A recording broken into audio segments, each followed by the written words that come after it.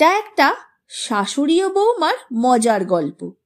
একদিন শাশুড়ি মা ঘরে বসে বসে চুল আঁচড়াচ্ছিল আর ভাবছিল, সত্যি আমাকে দেখে কোনোদিন বয়স কেউ বুঝতে পারবে না।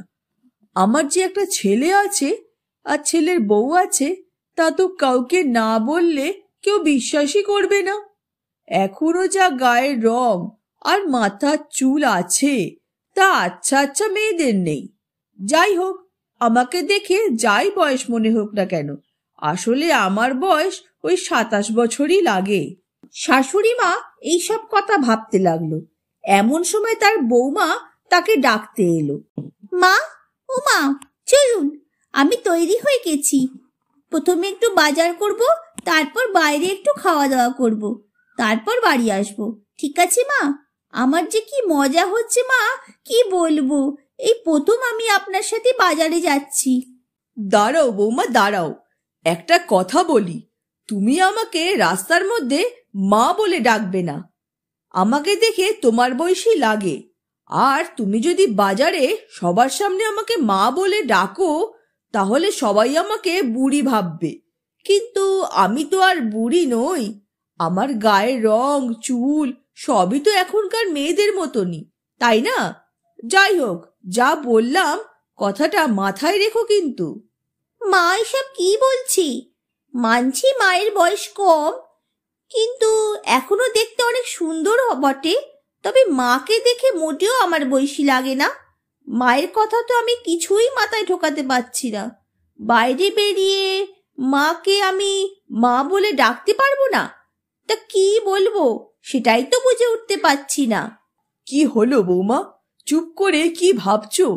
এটাই ভাবছো তো এইসব হচ্ছে রূপচর্চার জাদু, বুঝলে? আর তাছাড়াও আমি তো ছোট থেকেই দেখতে সুন্দরী, তাই আমাকে দেখে এত সুন্দর লাগে। যাকগে যাক, তোমাকে যে কথাটা বললাম সেটা অবশ্যই মনে রাখবে। ভরা বাজারে যেন আমাকে আবার মা বলে ডেকো না। ঠিক আছে মা, মনে রাখবো কথাটা। এবার তো চলুন। শাশুড়ি মা ও বৌমা বাজারে গেল। গিয়ে বিভিন্ন জিনিসপত্র কেনাকাটা করতে লাগলো। কোনো একটা সময় শাশুড়ি মা একটু এগিয়ে গিয়েছে, আর বৌমা পিছনের দোকান থেকে কিছু একটা জিনিস কিনছে। পাশে শাশুড়ি মাকে দেখতে না পেয়ে বৌমা যেই না মা বলে ডেকে উঠল, তখন, মা, ও মা, একটু দাঁড়ান না মা। বৌমার গলার আওয়াজ পেয়ে শাশুড়ি মা পিছনে ফিরে আর না তাকিয়ে সোজা রাগে রাগে বাড়ি চলে যায়। শাশুড়ি মা তো ভীষণ রেগে গেছে। বৌমাও নিজের ভুল বুঝতে পেরে বাড়ি চলে যায়। বাড়ি গিয়ে দেখে শাশুড়ি মা সোফার উপর ভীষণ রেগে বসে আছে। বৌমা কাছে গিয়ে বলল, মা, আপনি বাড়ি চলে এসেছেন? আমি তো আপনাকে বাজারের মধ্যে ডাকছিলাম, আপনি সাড়া দিলেন না তো মা। তোমাকে আমি এতবার বললাম আমাকে বাজারের মধ্যে মা বলে ডাকবে না, সেই তুমি আমাকে ভরা বাজারে ম্যা ম্যা ম্যা বলে ডাকতে আরম্ভ করলে। আসলে মা, আমি না ভুলেই গেছিলাম, আপনাকে মা বলে ডাকা যাবে না। আমাকে ক্ষমা করে দিন মা। শাশুড়ি আর বৌমার মধ্যে অনেকক্ষণ ধরে কথোপকথন চলল।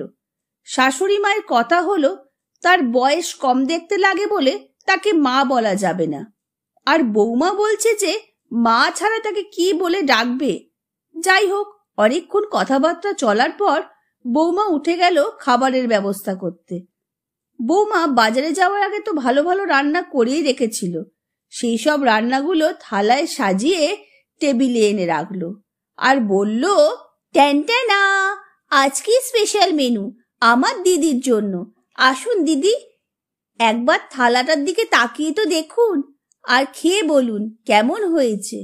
শাশুড়ি মা একটু হকচকিয়ে গিয়ে বৌমার দিকে তাকালো আর একটা মিষ্টি হাসি দিয়ে টেবিলের কাছে গিয়ে দেখে, বাহ, এই তো এইভাবেই আমাকে ডাকবে। আমি খুব খুশি হয়েছি। আর এত রান্না তুমি আমার জন্য করেছো? বাহ, তোমার থালাটাও নিয়ে এসো, একসাথে বসে খাবো। হ্যাঁ মা। ও সরি, হ্যাঁ দিদি, আমি এক্ষুনি নিয়ে আসছি। যে ফুলে যে ঠাকুর সন্তুষ্ট, তাকে সেই ফুলেরই পুজো দিতে হয়, তাতে সংসার সুখের হয়।